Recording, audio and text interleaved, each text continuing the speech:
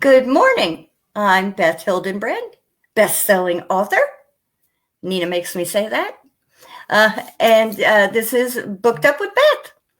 So today we have April D. Berry. Hi. Hi, April. Thank you for coming. Thanks for having me.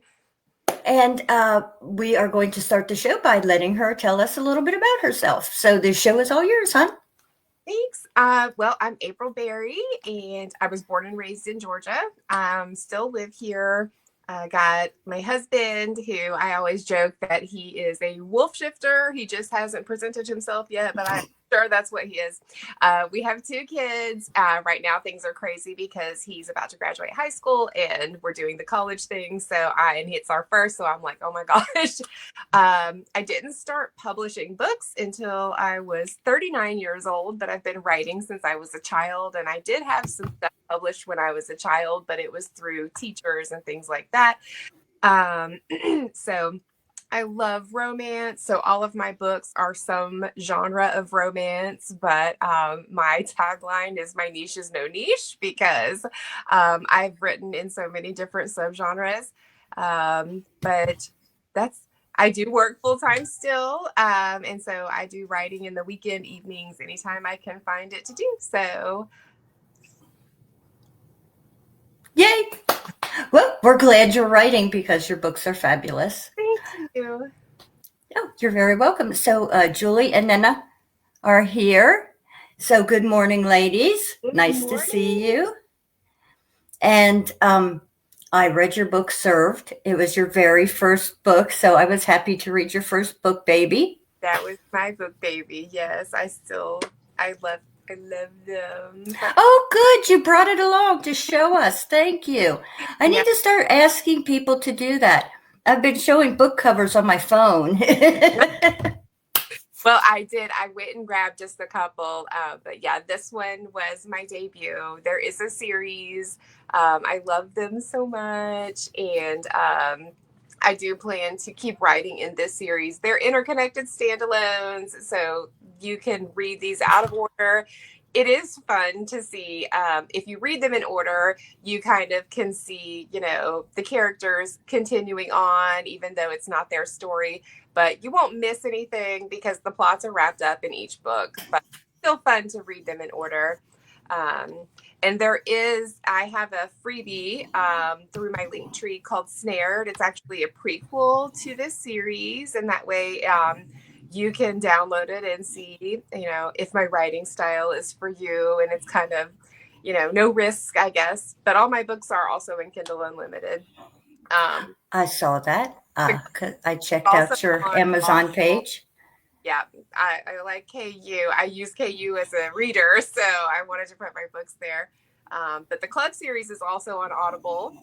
My narrator, Eliza, is fantastic. Eliza Summers. She's just amazing. So if you're into audiobooks, definitely check those out because she really makes the stories pop and come to life. So I'm glad you said that because I am always getting free Audible books. nice. I have And a it's few like, there, uh, I but have no one to pick up there. It's I like, hey, now I do. I can use those. A couple of my rom-coms are on there as well, and we'll have another one out here in the next few months.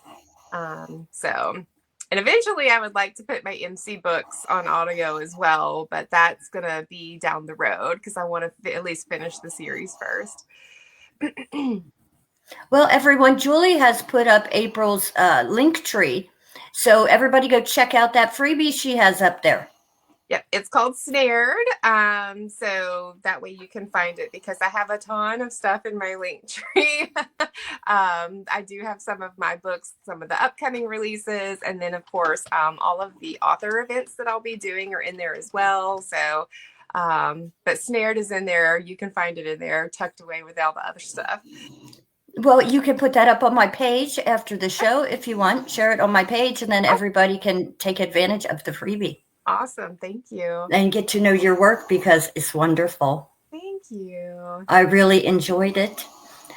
So the book I read, Served, was about Lucy and Jason, and it was a very good book. Thank you. And it kind of dealt with a heavy subject, which is a subject dear to my heart. And I think all women need to be aware of, because she got attacked by someone. And Someone she knew. yes, and someone she should have felt safe around, because it was kind of a coworker. They had just recently met, but still, it was a coworker, and uh, and Jason saved her.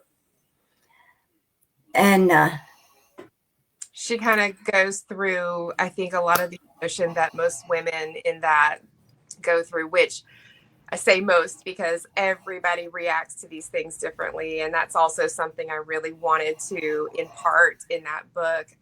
It's a deep story tucked into a cute small town romance, kind of, but because that's something that's also near dear to my heart. And I really wanted to highlight that it is so different for every woman. It happens so frequently, and it usually is by somebody we know. And that's part of the reason why we always feel so guilty about reporting it or even talking about it to anybody. And Lucy kind of waffles on that, and her immediate reaction is, I just want to forget that it happened. And she's got Jason and her best friend Amy, Amy's my favorite character I think I've ever written. So even now, like 16 or 17 books in, Amy's still my favorite. So Nina just said, "What is your favorite character to write?" Amy was my favorite. She still is, because, and I was telling Julie about this the other day. Amy is the friend that we all deserve. You know what I mean? So I wrote somebody that I really wanted myself, so she was that support system for Lucy. And they have a really special relationship. So that was important too. But she even talks about something that happened to her, and she handled it a lot differently. Like, she immediately was like, I reported it, blah, blah, blah. And things turned out kind of differently for her too. But so it just kind of talks about all the differences of things like that happening. And so there is a trigger warning for the book. I will say it's not very dark, and the extent of the attack is, it's scary in the moment, but it's not as far and descriptive as I've seen some other books, because like my heart just couldn't take it to write further than that. So there is a trigger warning, but I would also say, depending on your mindset when you're entering the book, there is no descriptive, actual essay in this book. So, because it is still small town romance, but it was just enough to make you hold your breath for a minute. Yeah, it's not graphic. Yeah. It's there, but it's not, an in your face kind of thing. Yeah. But just, for reference, there are many types of abuse. I need to do a show on this, especially for people, like on Facebook. There's physical abuse, there's mental abuse, there's emotional abuse, so many kinds of abuses.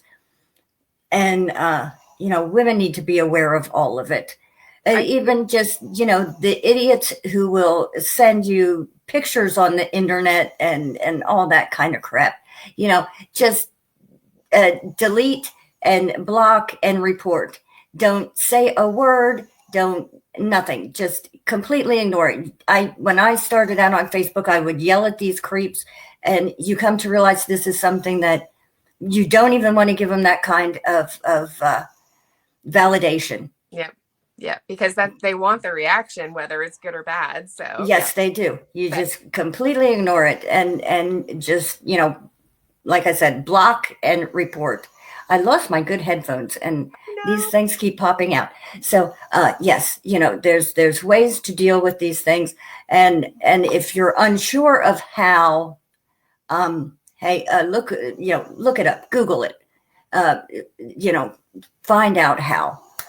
Please don't ignore and try and hide. I touch on seek help. Those kind of issues in a lot of my books, and even my MC series starts out with the main female character. She trusted the wrong person and ended up basically in an illegal sex trafficking with no way out.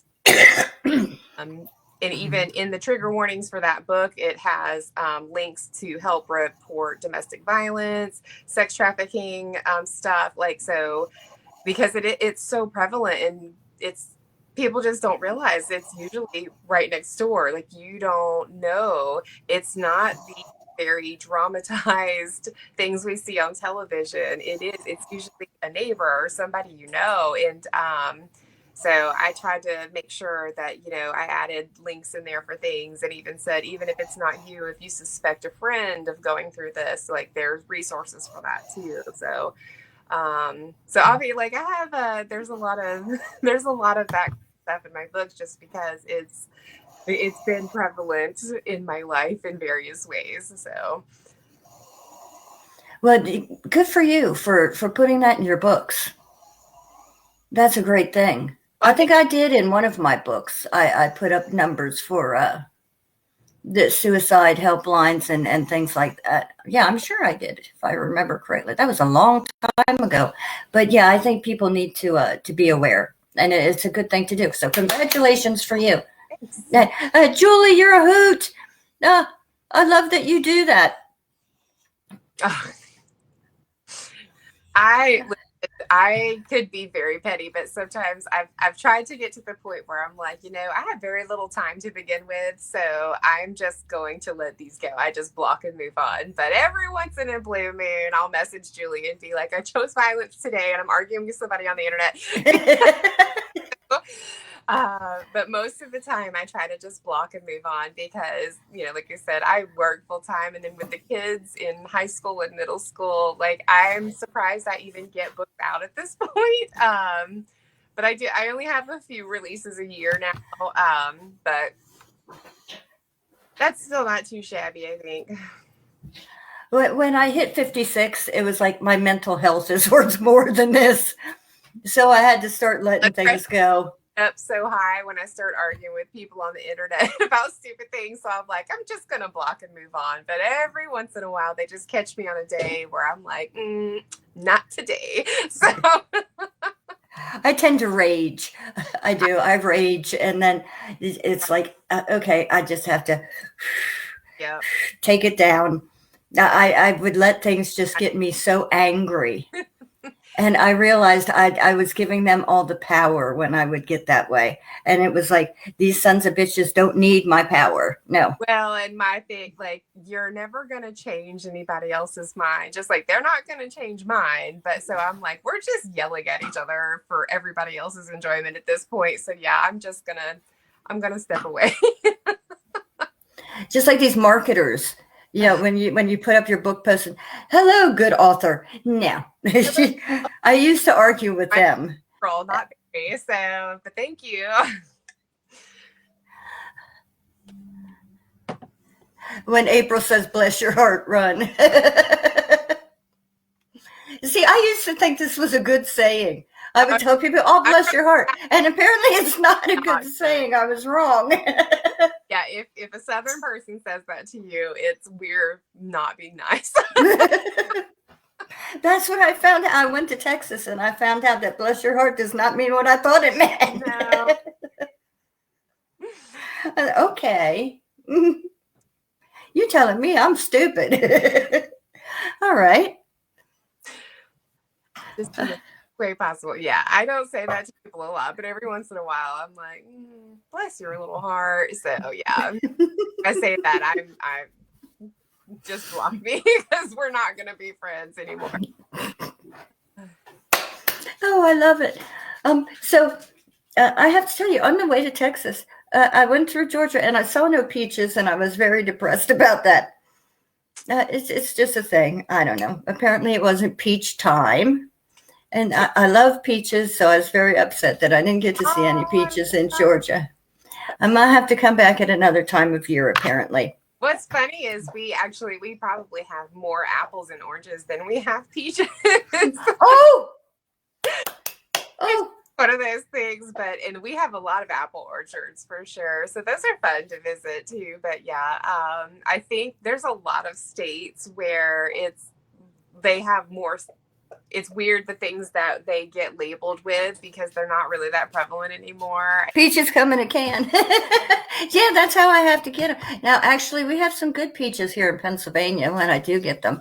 They're pretty good. But yeah, false advertising, false Yeah, advertising. It was a pretty state, though. I did enjoy it when we went through. I do love it. Like I don't live like right by Atlanta. We're a little north of there. So, I tell my husband all the time when these books take off, we're moving to the mountains. So, there's a lot. We have a lot of mountains in North Georgia, and there's all these cute little towns up there that I love. And that's where I want to go for real. So I don't want to leave Georgia. If it was up to my husband, we'd move somewhere either up north or in the Midwest because he loves snow and cold weather. And I'm like, I love it here. I've lived here my whole life. So, but I do want to be kind of away from everybody. So, but Yeah, I would love to get out of town myself. It's just so cramped. yeah. So That's, I need to get back to your books because you have an amazing catalog, and I need to read your MC books. I would love that. So you want to tell me a little bit about them? I mean, what got you into the whole MC thing? Well, so it was kind of a weird segue from small town to rom-com, and then I actually wrote a few like novellas that were MC books, but the guys were post outlaw days. So it has a very like rom-com small town feel to them. So there's not a lot of violence or anything. They're all interconnected standalones. And it started because I was doing a charity anthology, and you have to pick kind of a short story to throw together for those things. And there were actual themes that we had to have too, though. And so I was choosing the themes that they had, and I was like, oh, well, this will be cute. So I wrote them because I've been reading MC books for years and I love them. But I think that I was kind of afraid to dip into that genre. Even like I love paranormal romance, but I was afraid for a while to really get into it because I was like, what if I can't do it justice? So I really just talked myself out of them for a while. But I wrote the little novella series and it was so fun. And I really loved the dynamic between the main characters. And then I ended up writing a paranormal romance that had a lot of suspense and action in it. So then I was like, maybe I could do the MC books, because I really love them. And I had an idea, and it was a little bit darker than some of my normal things. So I kind of waffled on it for a minute, but then I had a couple of friends that were like, no, you should totally just do it. Like, you've already written a million other kinds of things. What's one more genre? And I was like, okay. So I started writing the series, and this is not interconnected standalones. There's a different couple in every book, but you have to read them all to know what's happening. So it's a little bit different than my other series, but Falcon is the first book. Sorry, that's not inverted, but so this is book one. And this is kind of where things kick off. And like I said, Daisy is she's working as an exotic dancer in this club, but the club is really a front for an illegal sex trafficking ring. These guys happen to go up there because their mafia connection, basically, who they run guns with, is up in that area where she's being trapped. And they kind of stop in at one of these dance clubs because that's, MC guys, they like strippers. So they stop in on their way out of town, and the two main characters meet each other. But at first, some crap happens. And so the president's like, we got to go right now. Turns out the president of the club was assassinated while they were on their run. So they got to get back down to Georgia because, of course, it's set in Georgia because, again, I'm from here.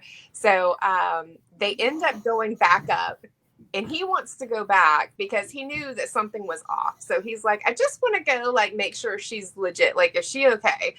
So they go back, and all hell breaks loose, and he ends up rescuing her from this club. But because of all the stuff that's happened to her leading up to that point, she's very nervous about trusting him. She even tries to run off, which of course is not successful because it's a bunch of motorcycle guys, versus little woman. So, and they're like, where are you going? So it's like a whole thing with her trusting him, but him trying to protect her. And in the meantime, they're trying to find out who assassinated their president. So, of course, then there's a shakeup with all the officers because they need a new president. And and there's just a lot of moving parts going on in the midst of everything. Falcon definitely was very swoony. A lot of people really loved him. And I was like, okay, I think I shot the bar too high with him because everybody loves him. He is the road captain. The president of the MC will be the final book of the series. But that's where it all starts. And so it keeps going throughout the series. Right now, I have books 1 and 2 are out. Eagle is book 2, and that one's also available on Kindle Unlimited. I'm currently writing book 3. It will be out May 30th. And then, so we'll have another book 4 coming out probably early next year. But I have another little book that I have to work on in between there because I signed up to do a shared world for Royal Bastards MC. And I have to get that one out August of this year. So we're going to have a little break. It'll be a little bit for all the people that are waiting on this one, but I think it'll be worth it in the end, at least hopefully. So.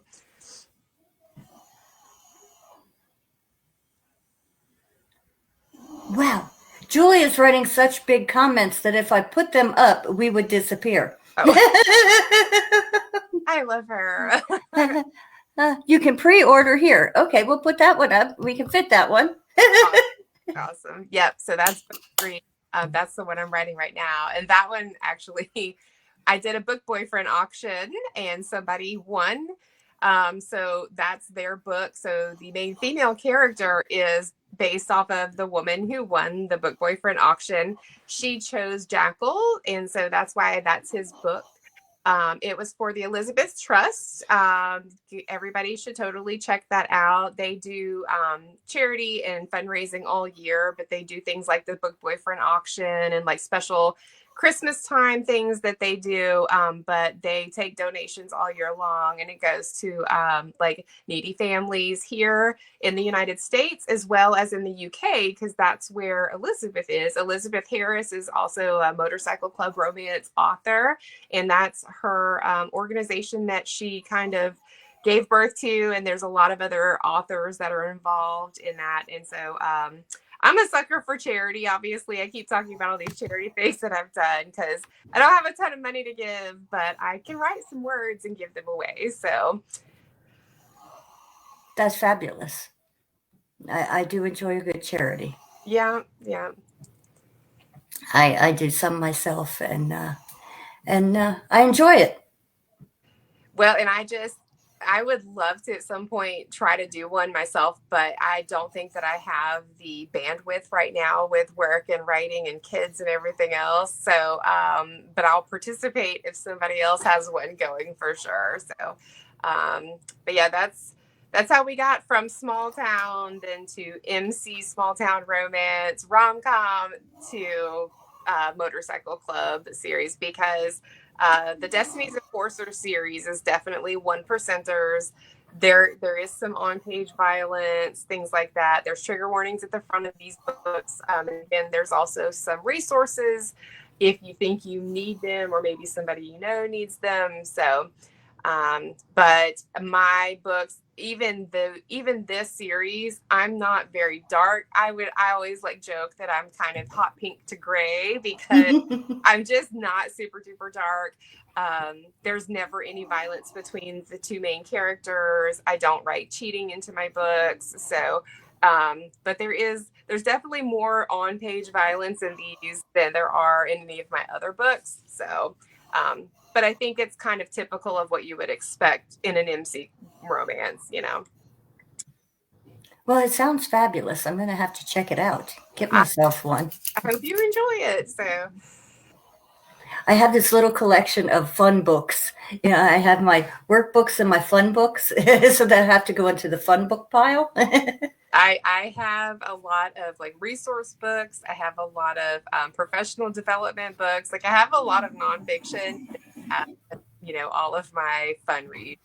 So, and I much prefer those. I end up enjoying them all. Uh, just like, well, okay, you were a workbook, and I ended up enjoying it tremendously. You see, so I get lucky there because a lot of my workbooks end up being fun books. But then I just like, okay, now I love this book, so I'm going to have to get, the next book in the club series. That's just how it goes. I have to keep going. So then that goes onto my fun book pile. So yeah, a lot of books I read end up being series books, and so then my fun book pile grows. And it's like when I see blank spaces in my schedule, I'm like, oh yay, fun book time. Nice. And I can keep reading the series that I started. So yeah, I always enjoy that because I get to keep going with the characters. I don't know, I get so emotionally involved with the characters that I come across when I interview somebody. And then I have to go back and keep reading. So you'll hear from me again as saying, oh my God, I read the second book and it was wonderful. Now I got to read the next one.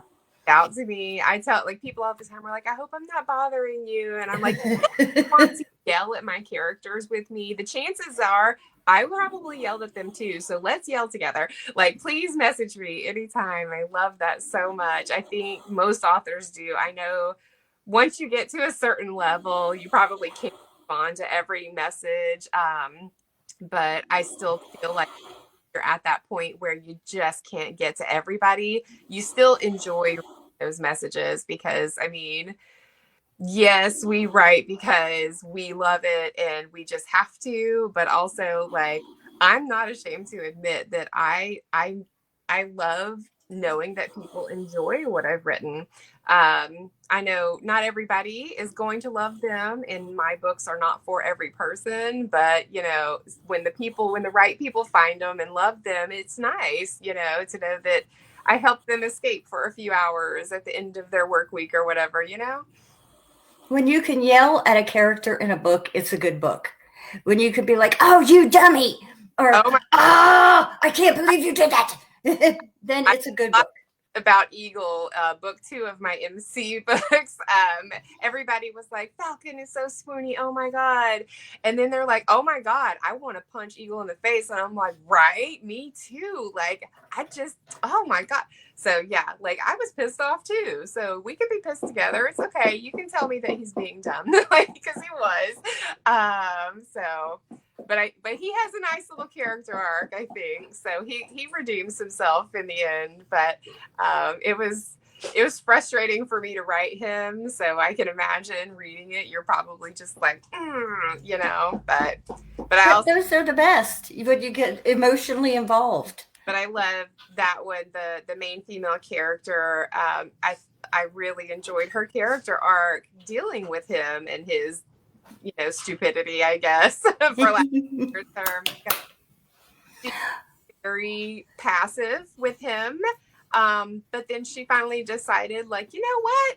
This guy. And so then there was a lot of groveling, and there was a lot of her standing her ground and kind of being like, you're going to have to work a little bit harder than that, mister. So I love that for her, because Daisy right off the rip was very strong and sassy. She'd been through a lot. So she was very she was kind of argumentative and again, very strong-willed, whereas her friend, very passive and just was kind of going with the flow. And then she finally was like, she stood up for herself and what she realized she was worth. So we have a whole bunch of questions, and I'm going to be able to maybe get to 2 of them. So if you want to go back later and answer these. Okay. But have you ever killed off a character that disagreed with you? That your reader disagreed with you. No, not yet. I've made a few threats to some author friends, like if they keep killing off their characters, I'm gonna take someone out. But no, I think now I've had some people who were like, "Oh my God, I can't believe you did this," but no killing off just yet. But I say yet because you never know. I write horror. I kill people all the time for fun. Um, um, okay, have you ever experienced writer's block, and Um, how do you handle it? I get that a lot, and mostly I think it's more burnout versus writer's block because, again, so I work full time. My son was very heavily involved in like every music program at school. My daughter's in music programs at her school. So it's like this constant running, and somewhere we have a concert to be at, and there's always things happening. So I'm trying to find time to write in between, and everybody's always like, you got to give your brain a break. But in my mind, I'm like, listen, I have like 10 hours a week, and that's it. That's all I have to market, write, edit, all of these things. So I'm just go, go, go all the time. And so I'll hit a wall. I usually hit a wall, and that's when I have to just stop. And the only things that I've ever really been successful with getting out of writer's block is not looking at any book stuff for a couple of days, even reading. Every once in a while, if I find a quick little short book that's just like basically smut, just like pure smut, sometimes that helps because it's like a reset of my brain. There's not a lot of thought process to the smut only books because like that's the plot. So you don't have to think. And they're short, so you get that resolution. And sometimes I find that helps too. But every once in a while, if I don't take a day off, then so, and Julie's been listening to my crap because it's happened. Yeah. I want to hear about the dirty bear. You'll have to post the dirty bear for her. Every time I tell her, I'm like, I hit a wall again. There's been a lot going on here recently, and I'm trying to make sure I hit my deadline. But like I said, my son's getting prepared for college, and he's also in senior year at the same time, and it's just a lot going on. So it's been interesting to work my way through this. I understand. I had 5 boys in the house at one time, and I'll tell you what.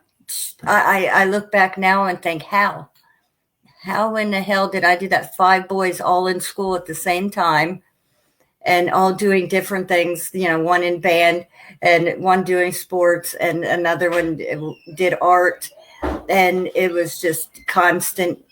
Yeah. You're either in the car or cooking or, packing lunches or just, and I like I said, I'm older now. My kids have kids, but I look back and I think, oh my God, how? And I wasn't even writing then. I didn't start writing until, some of them were out of the house, and it's like, my God, how did I survive that?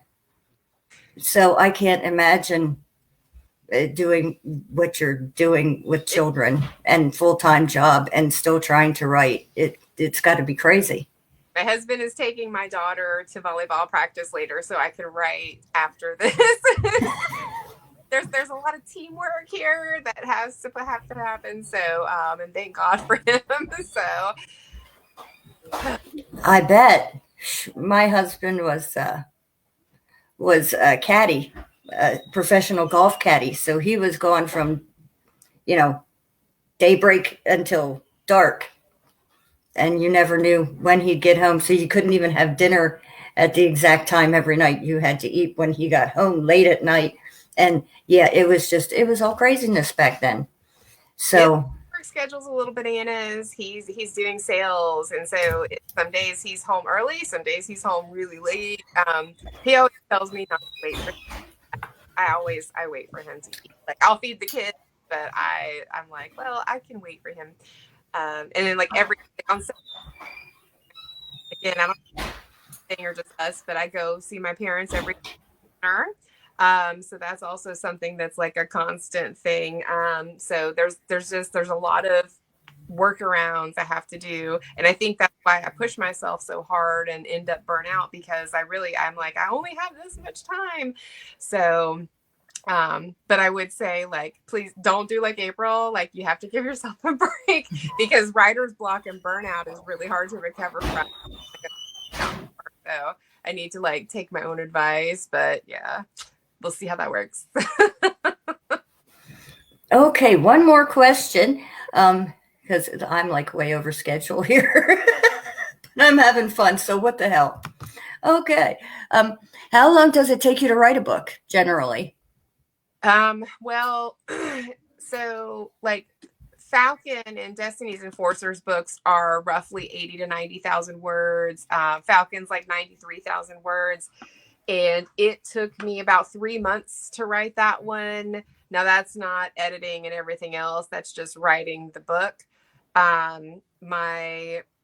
The club series, those are sort of 65,000 words, give or take. And those, some of them were taking me a month and a half. But I had a different job back then that wasn't quite as time intensive as the one I have now. So I could write more.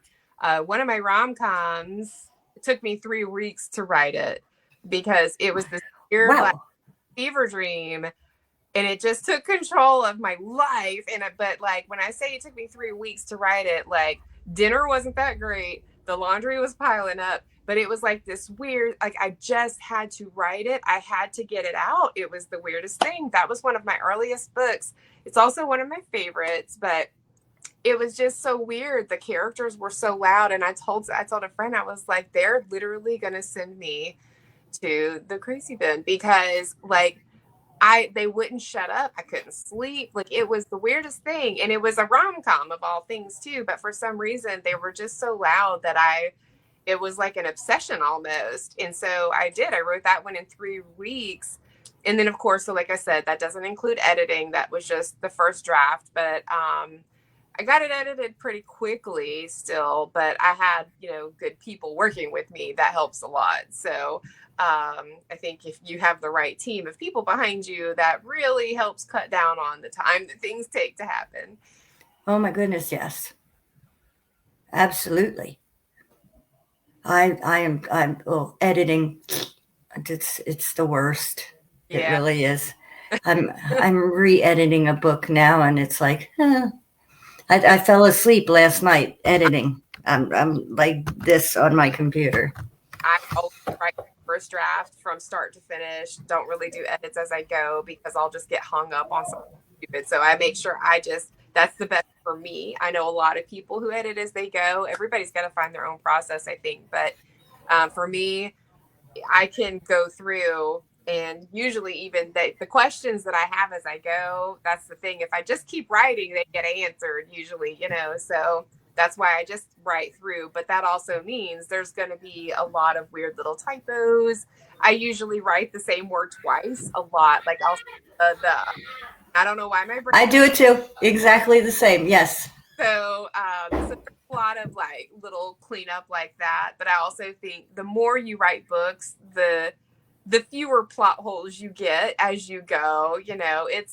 It's anything else. The more you practice, the better you get at it. So the actual story writing gets easier as you go, but everybody's still going to make boo-boos. So editing's still important, but yeah, it's a pain. It's the worst.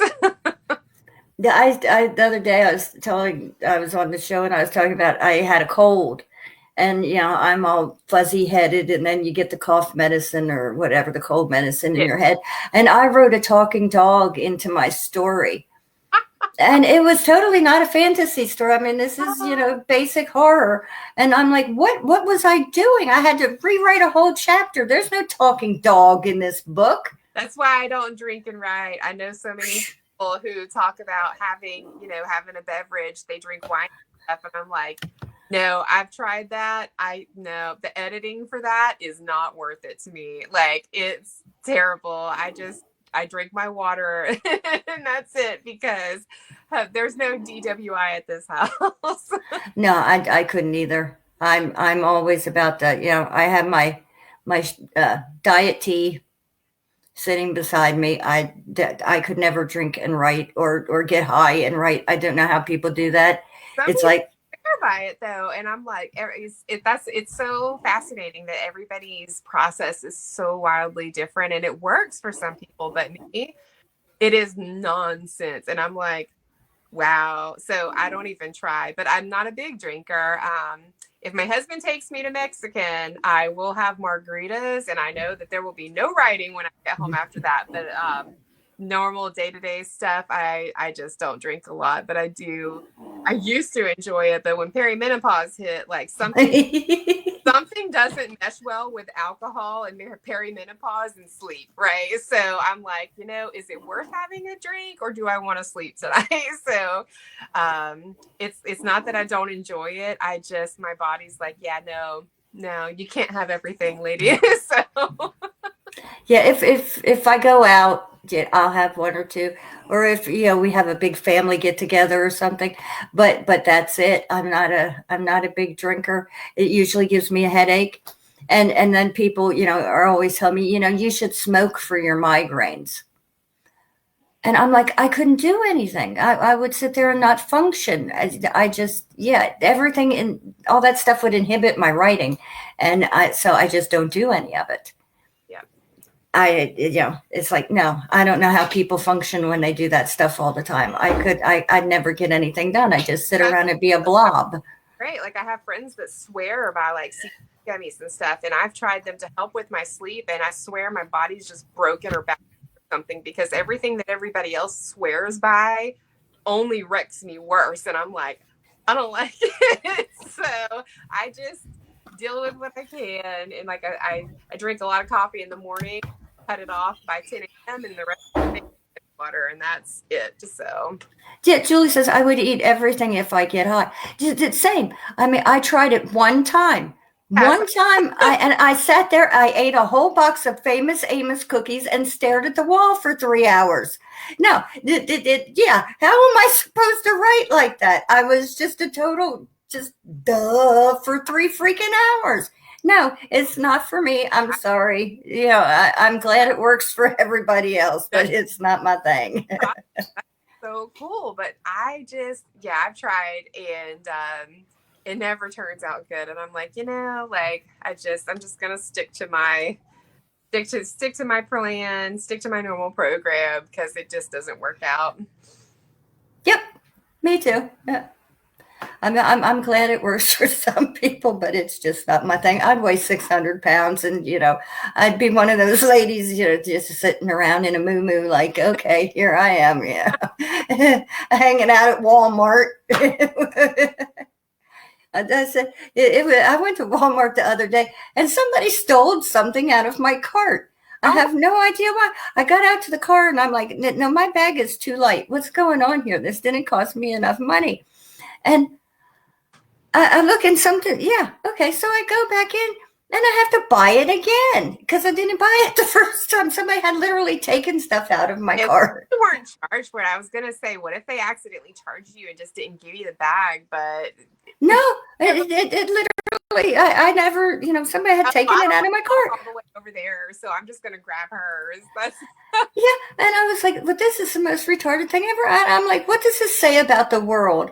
And I had my big old pink hair then, and what does this say about the world when I am the most normal person at Walmart? So yeah, I don't care for Walmart. Yeah, it's not my bag. I'll just keep Amazon shopping. But and then they didn't have my makeup, and they quit making it. Okay, turns out I like this stuff I bought this time better. But okay, here goes. There went the squirrel. We have to stop the squirrel. Okay, so yes. Okay. Oh yes. Nina says she's glad you were on the show, and you and Julie both need to come back. You do. When you release your next book, come on back. We'll have a release show. Awesome. Thank you. Oh, you're very welcome. I would love to have you back, because we've gone almost an hour, and we're both still chit-chatting. I told you this happens. So yes, this was fabulous. And yeah, I do this when I want to do this. It's my show, and I can do whatever I want. Nana boo boo. So yes, but Nina knows I'm overtime here, so she's reining me in. Well, so Go ahead. You. It's been so fun. It has. You were a joy. Oh, You really were. And Julie, thank you. I think you have written us a whole story today with these giant posts. So everybody needs to read those. I didn't get to put them on the thing or we would have disappeared. But you have a number one fan. So thank you, everybody who tuned in this morning. And like I said, if you want to come back and answer the questions so people can see those and put your freebie up on my page. And what else did I want to say? Oh, happy first day of spring, everyone. March 1st. Gotta love it. Yes, hopefully we get some sunshine here in gloomy old PA. Yeah, I'm excited for when we switch the time back, and so the days it won't be dark at 5 o'clock anymore. Oh, no kidding! It is so gloomy here.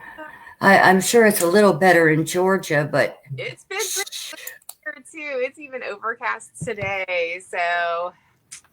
But yeah, hopefully soon we'll see some better weather. But with that will come all of the lovely pollen. So. Oh yeah, allergies! Yay! Everybody's favorite. So thank you, honey, so much for being on the show. And I would like everyone to check out your links that they're posted on here. And Julie put a nice little post up for you yesterday. So everybody look at that as well. And she says on it. So that must mean she's posting again to put up your freebie for you. So yay, yay, yay. Life organizer. She is. She's good. She is the best for sure. Thank God for her. I say that about Nana every single day of my life. I would forget who I am if it weren't for her. So thank you again for being on the show. And yes, you must come back. And you too, Julie. It's been a year. I just looked at my memories on Facebook, and it has been 1 year exactly since Julie has been on the show. Well, she'll have to come on. We'll have to get her on. Yes, we will. Because I'm sure she's done many wonderful things in the last year. We need to get an update. Going to have a release soon too, so. Oh, good. Yes, come for your release, honey. Please, please, please. So thank you, everyone, for tuning in. Thank you for being here, honey. It has been a joy and a pleasure to have you. So much fun. Thank you so much for having me. Oh, you're very welcome. And we will say, I'll see you next week. I don't have the Stranraer ladies tomorrow. I have a birthday party for my nephew instead. We can do a release April and August. Yes, please. That sounds lovely. Yay. Okay, so everybody have a good week, and I will see you next Sunday. Bye-bye. Love ya. Okay, where's my little thing? Oh, there it is.